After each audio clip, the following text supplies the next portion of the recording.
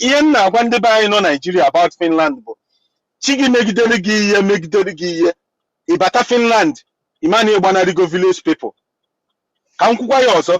Chigi megidere ibata Finland. Imani Banarigo village people. The best tools of the easiest way is to bata here be student. With easiest way. The mana Bruno bino kwa drosship. Na Polgafa. And when some vocational schools be actually free here. Mana the free bu maka anyi nwa no n'ime. Oburo maka go na abia.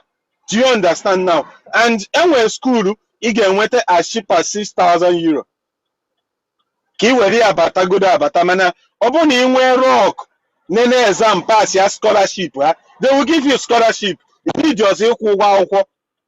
Obukwa na inwe rock I ga demand you for discount. Ụgwọ akwụkwọ bụ 6,000 nwere discount. O nwere ike kwụzie 5,000.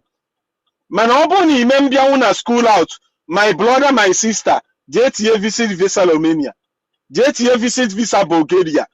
Inwete Bulgaria or Schengen. Ọ bụrụ na isi book flight gị, ka m gwa gị ihe, book Air France or book Air Finland. N'ime these two countries, bụ nke mma dị very sure because some people will argue. Schengen niile bụ ofu. Ọ bụrụ na Switzerland nye gị visa and ibu n'obi isetu ana m ekwu maka ndị chi iji visit visa wee mee travel. Ọ bụrụ na ibu n'obi na ị chọrọ isetụrụ na Germany, ọ bụrụ na ije daa na Switzerland first, ma ọ bụrụ na Switzerland nye gị visa, a ga-apịakwa gị ya na-akpọ Dublin law. This amara m ke mana ọnwụ iwu a na-akpọ Dublin law. Dublin law bụ ihe na-eshekmate the movement of immigrants, the movement of asylum seekers in Schengen. Then ọ bụrụ na ibu kwuo ọ bụrụ na ijela na Switzerland, a stamp gị in na Switzerland, ijebe obodo adịghị n'obi iri adụro, a ga-echekwa gị Dublin land. Tendency na a ga-ebuchi gị azụ to obodo onye ga akwụkwọ dị very high. Mana a na-abaikọt kwu ya abaikọt. Inwe ike ịnọ 6 months before ije binye aka, mana the truth dị na ya bụ na Europe plus Europe before plus now. 6 months ahụ ị nidiri ebe ị ga-anọ. 6 months ahụ ị nidiri ego nni. So if you know fịara alụ, so the best thing bụ ọ bụ na iche ịbịa Finland a, obodo ọbụla nye gị visit visa ọsọkwa ya bụ na Italy, jee bukuo Air Finland were ya abịaba. Air Finland ga-adaliri na Finland first before obuga gị Italy, ma ọ bụla Italy nye gị akwụkwọ. Ọ dakwana ala hie ebe a ka ya stamp gị in. Ama stamp gị in again n'Italy ma ọ bụ na ị na-continue your journey. Amara m ka na what ihe m na-ekwu. Ama stamp gị in again. Or just check pass ka ya emezi gị, ibulu akpa gị pụọ. Then ọ bụ na ịland ya na Finland, nwanne pụta n'iro, so chọọ police station or ịchọkwa ịnọdụ na airport dị ya adụrụ mana ọ dị risk. Ịpụta n'iro, ịchọọ police station, gwa onye taxi buga gị police station, tinye aka enu, or ije Red Cross, tinye elu m aka enu. Chebezie ka enye gị work permit, nweta ọrụ, rụbara onwe gị ọrụ. Ọfịala alụ. And buru n'obi na ọrụ ọbụla ị na-arụ na Finland a, ọ nwere ọrụ ị ga-arụ n'obodo a yara inweta like $4,000 or $3,500 monthly. Ka m kwukwa ya ọzọ, ọ nwere ọrụ ị ga-arụ n'obodo a yara inweta $4,000. Ọ bụzie na ịdị lazy, at least $3,000 ịdịgo sure ya. Nye nwekwana onye ga-atụrụ unu asị. Onwere ọrụ ị ga-arụ n'obodo ị yara inweta from $3,000 to $4,000 depending on ọrụ ị na-arụ. Ọ bụkwa ije na-arụ half day ịbịa. No, onye full time worker ka m na-ekwu, nwee direct employment with his or her employee. Ọ bụ na ị dị lazy na ide enweta ego at least $3,500. That is the best thing nwere ike ịgwa gị. And ọ bụ na ị na-efu na inwere student dish, ana m agwa people adịrọ married like me, nwanne welu visit visa bịa Finland. Ụmụ nwaanyị nọ adị m ekwu ya n'ọkọ ka eme ọnụ, gwere visit visa bịa ihe, mana burukwa n'obi na ọkwa kabeji ka ị ya ata, ọkwa ndị ọcha, and ịmaneji ha adịrị izi. Ndị manejiri ndị ọcha ga-agwa gị. So Cheli.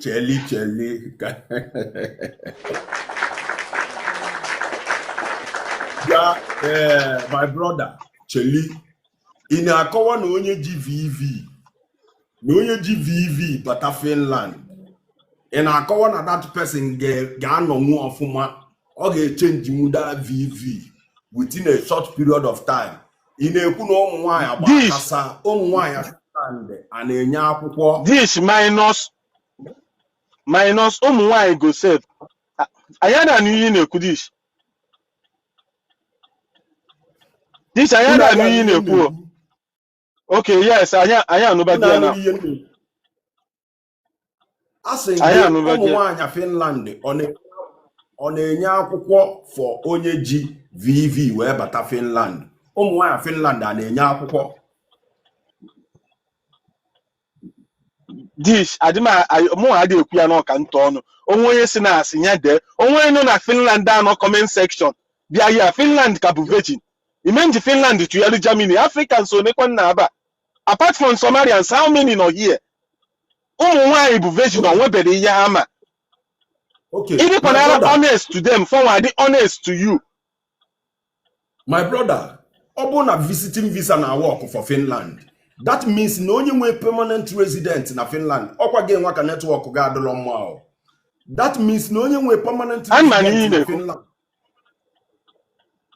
that means na onye nwe permanent resident na Finland ga-esend nwụlọ onye nọ Nigeria invitation letter onye nwe permanent resident na Finland can ga-esend nwu ya all the possible mana onye o send the invitation dịkwa lady na ọ ga-anachi ya back because ọ bụrụ na onye abịalibe adụrụ n'isi invitation ahụ ịmarụ na onye a sendịrị gị invitation because a ga-ajụ gị ajụjụ o nwere onye ịma ọ dịgo documented na onye akpọgote so o gosi na onye amakwa akụkọ ihe akọ fọgụnwe ije chinye aka enu inidiri ikwu something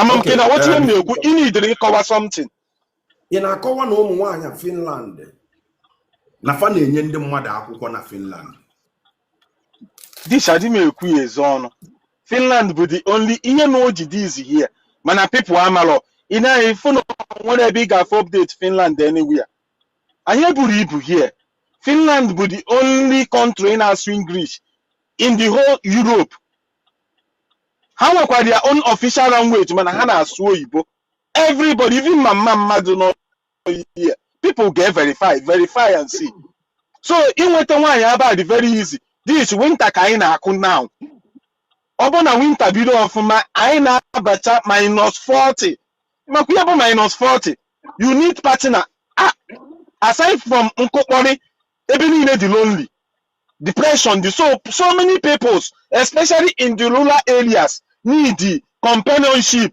ihe na-agwakwa gị bụ ọ bụrụ iji bute nwaanyị 50 years ọ dịrọ here ihe na-agwa gị bụ fresh ọ dị ma ọ bụkwa na ị ga-agwa onwe gị eziokwu so ndị ogbenye ibe m inwere 5 million inwere 2 million inwere 3 million nwere ya shebe chenge visa ndị ape mpe enwere all these small countries join rụrụ ọfụlụ ọnụ na-amarụ na Croatia nọ n'ime Schengen ọnụ na-amarụ na Romania nọkwa n'ime Schengen Romania ọbago Schengen kịta na full 100%. Even Bulgaria nke ụnyaa chọba na visit visa obodo a 2 million ga-emenwu ya with your statement of account na-akụ 10 million ego na-apụ na ya na-abata ga-enweta nwuru gị ya you need your invitation this ọ bụrụ na a ga-anọ nnara n'ụlọ mma ebupụta laptọpụ nka ngwa unu website m ga-eje gote invitation n'afa gị according to ihe na-eme of any country of less than $100 ma ọ bụ na ị nidiri invitation mana ihe kpatara na people adịghị enyenwu gị invitation bụ ịbịa ọmago na ede ana and onye invite gị ga-etinye ya na nsogbu because ọ ga-akụchiri ọtụtụ ihe onye akpata na people adịghị enye mana ana m agwa unu eziokwu onye deceive kwana unu ọ bụ visit visa ka ị nwee and ị ma na ihe iji eme business na Nigeria n'ụdị ọchịchị gọọmenti enwere kịta eluro 5 million my brother mụ a ga-advise gị lee ka ọ pụta ka m kwukwa ya ọzọ ọ bụkwa ije esi na ị ga-eme onye ji 5 million na-eme business na Nigeria ya lee that ihe siri ike yes 5 million in nwere shop lekọ ihe niile like not ma akwụkwọ. I'm telling you truth because 5 million kedu ihe ogote nke mụ na adị eme advice bụ iji up to 10 million nwee shop my brother manage etinye ya ihe na-aga aga ọ ga-aga ilekọkwa bịa ba were visit visa ị ga-ebekwa akwa and consider age this ka m kwuo ya age ọ bụ na irubela 30 years visit visa bụ for you ọ bụkwa for ụdị anyị pụtara mgbe ọbara ka na-akụ irubela 30 years at least o dị okay mana ọ bụrụ na irugo 30 years never you come with visit visa ọ ga-akụpịakwa age gị onye nwekwara ntị ịnụ ihe now m na-ekwu ya ọ bụrụ na ị bụ nwa ogbenye ibe m even if onye ga-ebute 5M well ihe o nwere obere Schengen visa ndị a Bulgaria nọ dia Croatia nọ I'm telling you these countries embassy ha enwere customers due to ha adịrọ allowed the same visa France a ga-ebubata nwugi Germany visa Croatia ga-ebubata nwugi Germany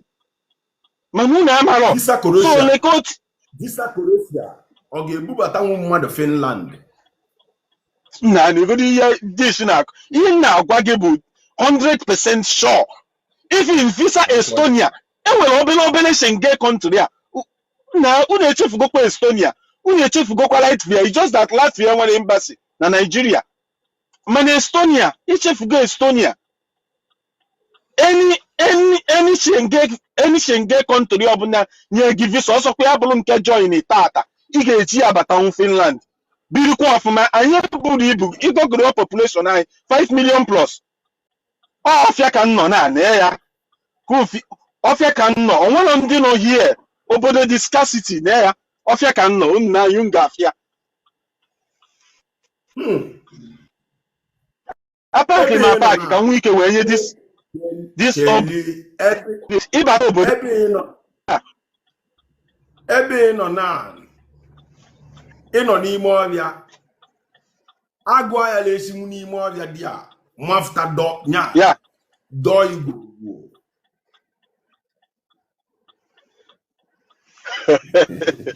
ana n'ihe na-ekwu no that onweghị ihe dị ka agụ ebe a sọsọ ihe anyị na-aya hia bụ bia because bia na-ebi n'ebe oyi dị onwere agụ anọla ebe a ọ bia ka anyị na-aya all these bears and wolf nyanwa ka anyị na-aya hia yeah okay mana ana m agwa ụmụ ogbenye biko onye dịkwa ị ga-eme onye dị married onye chi ụmụ na Nigeria onye chi ụmụ na abụ na Nigeria jide ụmụ na-atọ ịma a lot of people watch anyị na ndị Facebook share this life mma ewolukwa aka suwe fonu share this life ma onwere aka sulie fonu onye ọbụla na ndị TikTok share this life na I cannot 30,000 likes na TikTok aka ya eji me life in fact ibe me na ikwucha okwu nje la ụla nje na kpuo mmebekwa post mmala anya ikwuchezi okwu 5 minutes more ka nje la ụla enwere onye chi share life yetege enwere ndị na-share enwere ndị na-post no ha ga-share maka amara odi information a na-eweta you know ihe bụ first time I think ihe first time mmadụ ikwu okwu Finland dish first time ị na-ekwu okwu Finland and they na drop point kwesịrị ka abịa shi aba mana enwe ndị si hey nshi aba bish enwe view nshi aba nweta engagement kama mma share ka nnọdụ da shi ana kama mma share bish kama bish enwekwe view kama wolfo mmadụ na-aba amawago phone ebe a onwe ndị mmawa phone kama ọ ya shi kama ọ ya shi akwụ ya ka ọ nwụrụ na okay my brother gaa n'ilu Finland onye ji family onye ji ụmụ onye ji a man need to go for something years ọbịa Finland ka ọ ga-echi nweta akwụkwọ most ndị be anyị ama like ka o je wolu nwaanyị onye ọcha nweta akwụkwọ duto ịmana nwaanyị onye ọcha inwetakwu most of them ga-enyekwe gị akwụkwọ but a ga na-emekwe love with you ọwụzikwe na-enye gị akwụkwọ a ga na-alụkwa a ga na-emekwa ezigbo love my brother ị na-eme onye dị married ị na-eme encourage mgbagote Finland ebe makwa na ọkwa nwaanyị onye ọcha ka nya na ya onye ọbụla ikwugoro nke bụ eziokwu ọbụla dị sọsọ Finland dish ọbụdị ya dị sọsọ Finland nke bụ eziokwu ka m ekwu so many married men dị married na Nigeria n'obodo oyibo a nwunye ha amalụ na ha nwee nwa n'obodo oyibo ji too much 70%.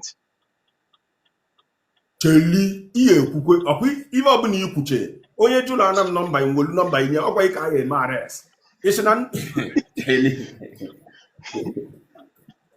Yes, nwa na nkịtị 100%.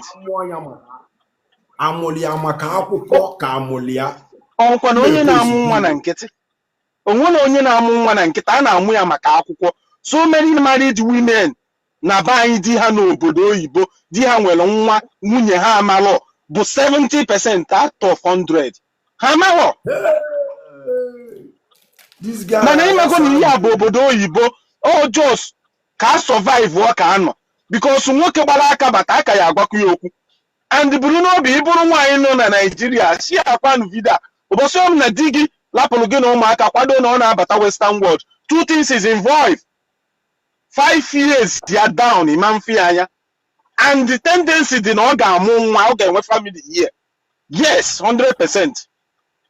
100% ekpetere ya na ekpere, metere ya na crusade, ibesi akwa ificha anya, tendency dị na ọ ga-amụ nwa. Onwe na nwoke lapụ nwunye ya na be anyị na-ada akụ n'obodo oyibo, ha nche nwecha nwaanyị onye ọcha ha na-aṅụ ike. Adị m ekwu ya na ọka nzu ọnụ.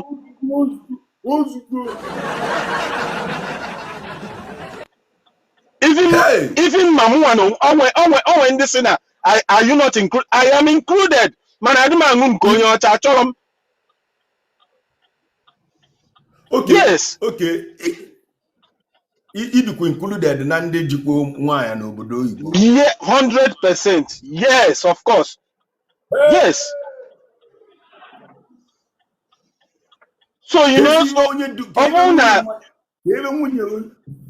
kedu ibe nwunye onye di ejeziri obodo oyibo ya eme? Ọ ya na-ekpeli ekpele na-achị di m amụkwa na nwa n'obodo oyibo, di m atụwakwa na onye ọzọ ime, ya na nwaanyị ọzọ ebukwana. Chineke ada anụ dị odi ekpele a. Chineke ada anụ dị ya. Ka m gwa gị eziokwu, ifu nwoke akụchi na deportation camp, ọ bụ na nwaanyị ga-azọpụta ya, ifu dị nwa oge esi na ivia, even gụnwe ị ga-adị surprise. Tishi makwa ihe bụ obodo oyibo. Individual race bụ so m na di gị bụ ite fail guy bye buru akpa pụọ, manụ na ọ na-eji face life and death there. Isaide na ọgba aka nata ọ na o ji ihe nata, and nwoke Igbo na try iji ihe nata enemies. This anụ m agwa gị, ụmụ nwoke Igbo ụmụ ha kposa n'obodo oyibo ka ụmụ ndị Yoruba kposa all over the whole world. Go to Uganda, ndị Igbo nwee nwa, ọ bụrụ ka e wee integrate ye.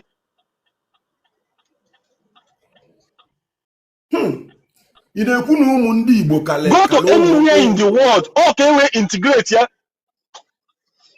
all over the whole world. Sọsọ Igbo alone, sọsọ Igbo alone, ụmụ ha nwere outside. This supposed to be that ụmụ ndị Igbo nwere outside ka ụmụ ndị obodo ndị ọzọ nwere outside. See a country, Cameroon amụdịrọ dị nwa outside ihe ndị Igbo mụ. Go to Kenya, kwagodo m obodo, or Brazil, or Jamaica, ihe niile ka e wee survive. Yes, that is truth. So you know the Nigeria na-ekpere di gị ekpere ka ọ ghara inwe nwa n'obodo oyibo, you are just killing yourself. Just na-ekpere ya ekpere ka Chineke meghere ya ụzọ. Ọ bụrụkwa na a ga-agbawakwa obi, a ga-agbawa obi. Two things are involved. Decide na gụ achịrị ọchị ọ na onye nke na side achịrị ọchị. Ofu onye ga-adị n'ọchị, ofu onye ga-adị n'akwa. Ị ga-ebu ya n'obi, bọsọ m na di gị bụ iteje obodo oyibo. Decide na ị na-achị ọchị ọ na ị na-ebe akwa, ụzọ ihe na-aba. Ị ga-alala ofu. And nke ọ bụla ị lara iwere obi ọcha gị larị ya.